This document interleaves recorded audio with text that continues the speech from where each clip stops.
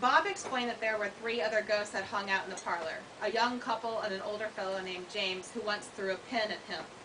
He said the girl, she, was a middle-aged woman, probably from the 1800s. Then he added that she liked to watch me work. I tried to shoot Bob a look that said, bullshit, it's you who likes to watch me work. But he told me to come see Princess. Princess is Bob's orange cat, and it was true, she was acting strange. She hadn't joined me in the parlor like usual for the past few mornings, and now she was wedged between an Apple computer monitor and the kitchen wall. I don't believe in ghosts. I chalk sightings of them up to gas leaks, tricks of light, the electromagnetic field, or a dire need for attention. I was once hired to inventory the famous haunted Mount Lassen Hotel after it caught fire.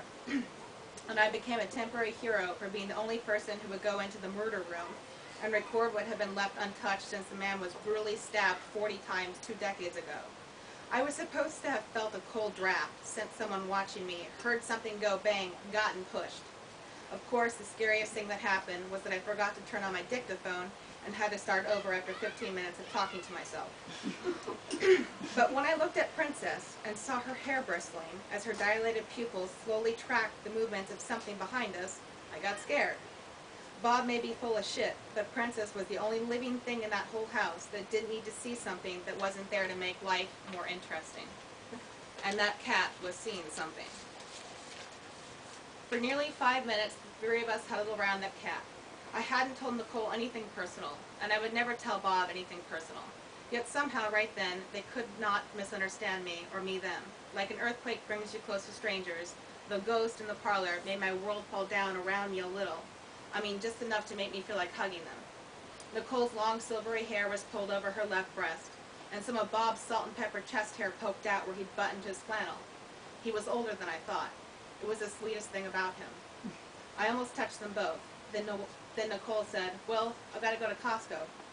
They asked if I was okay alone, because Bob had to go mend the fence. I said sure, and something about not really believing in ghosts anyway. But I was beginning to think that I was not okay alone, that despite my many smug pronouncements, I'd never been okay alone, that life was one long trick of deceiving yourself, figuring yourself out, then deceiving yourself better. On that note, I summoned the courage to go to the parlor and stare at the couch. I tried to look through it like the couch was one of those 3D stereogram images, and some transparent middle-aged woman giving me a lustful look would flow forth from the cushion pattern. Nothing manifested. But across the room, Nicole's dried grass and flower bunch moved ever so slightly.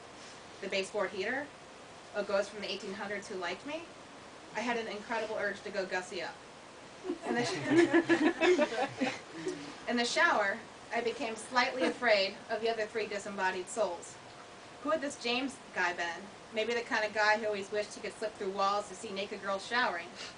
Perhaps the young married couple spiced up their afterlife by writing things on steamed-up mirrors like, we're here, or booyah. I had locked the door, which was kind of quaint, but it made me feel safer, able to do a really good job washing my hair and then blow drying it with a big round brush so it had volume and curl. I put my makeup on so slow and careful, so it looked like I wasn't wearing any. Except for lipstick, I put that on red. Then I walked downstairs, feeling sexy, and decided the woman waiting for me in the parlor looked just like Catherine Keener, an ectoplasmic Catherine Keener in some kind of 19th century dress. The parlor was still empty, but entering it felt thick and warm and scary, like walking into a blind date. I sat myself down in the middle of the rug so as not to be too forward and accidentally sit on her.